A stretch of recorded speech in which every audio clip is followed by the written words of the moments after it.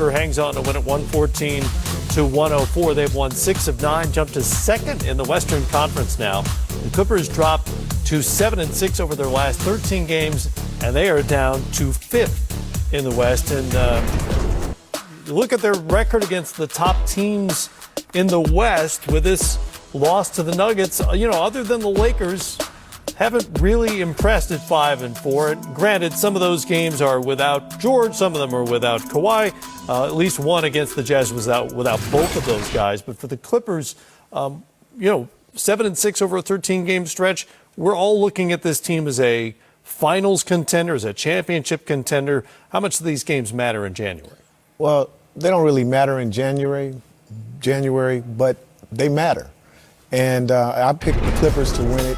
At the beginning of the season. And I'm a little concerned right now because it seems that they're only focused on being better than the Lakers in LA and in the Western Conference. And what happens is they're worrying about what's visible to them.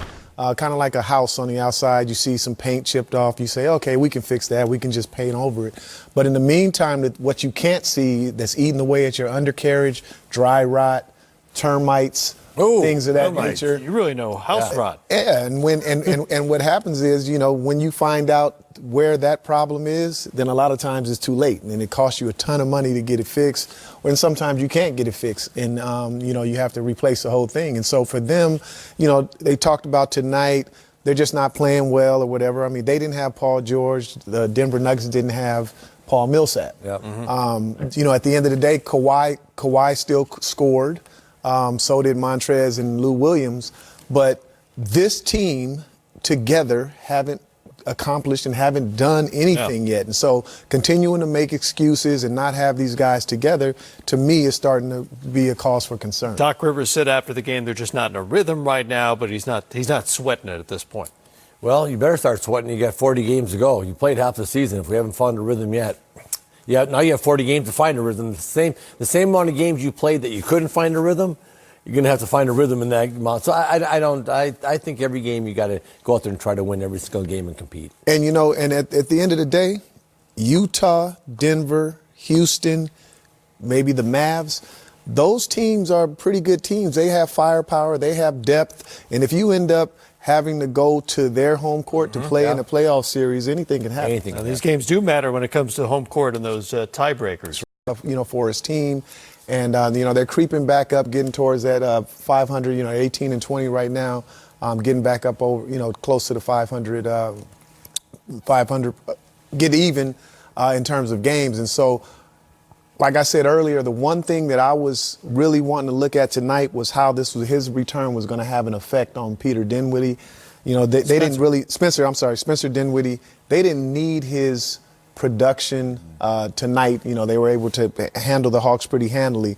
But I want to see that going forward, how it has an effect, because a guy that has been carrying the team in Kyrie's absence, does he willingly just take a step back? How does he handle Kyrie, whose usage is going to be really high and he's going to have the ball in his hand? I want to see how he's going to handle that going forward. Yeah, Dinwiddie had 8 assists, so maybe they'll find some sort of balance there where they can play.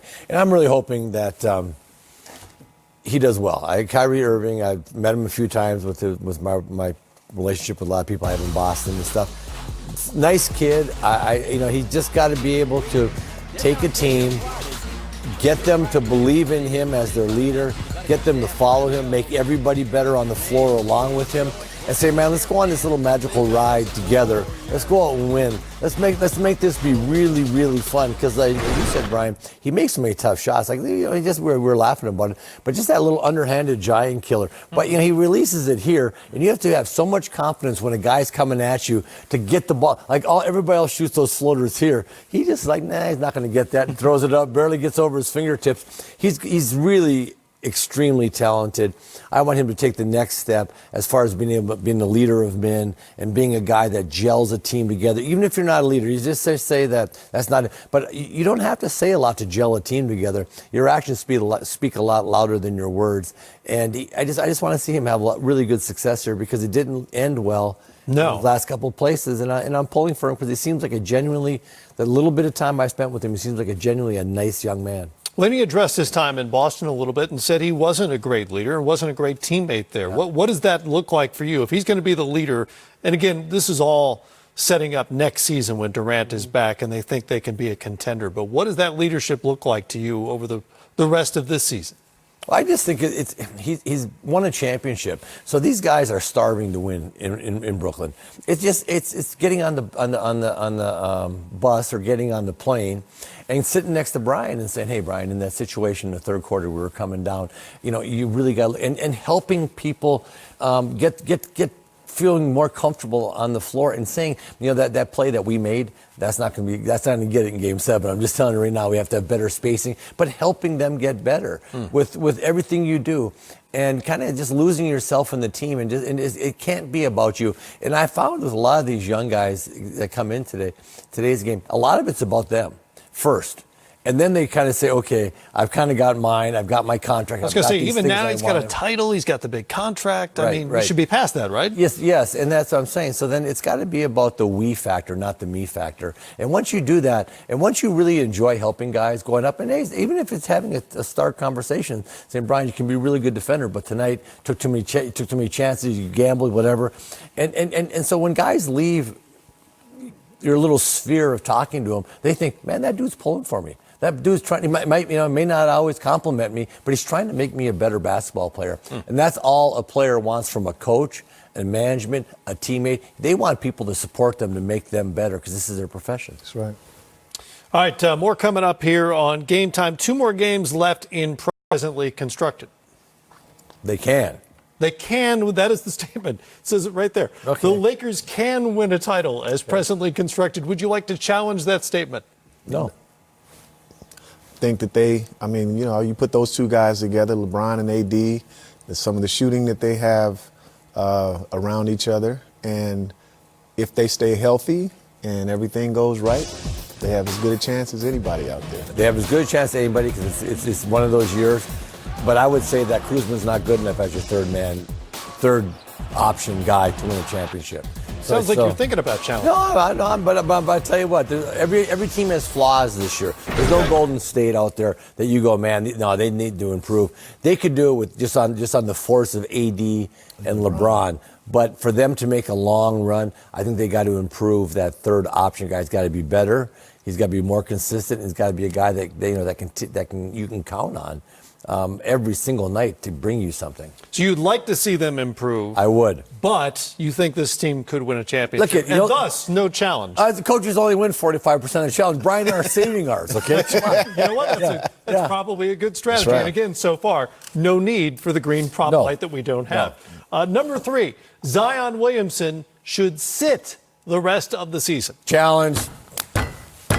Throw the rag. I challenge. What we got? We got a sound effect. I heard something. There it is. Oh, there it is right there. I was wishing we had one. We almost had one of those, but the NBA said you're not worthy of having a green light. The production quality on this No, segment the powers is that be at the NBA said you guys aren't worthy of having a green light. I don't know about that comment. That's what happened. Really? Yes, it did. Okay. So why would you like to challenge that? Because he needs to get a feel for this league. He's a young kid. He needs to play. He needs to feel the strength of the league, the speed of the league. Things change so much when you get into the pros. He's a very good passer. Your windows for passing are much smaller. What you think is a window when it was in college is not there as a pro. He has so much learning to do, and I love the kid.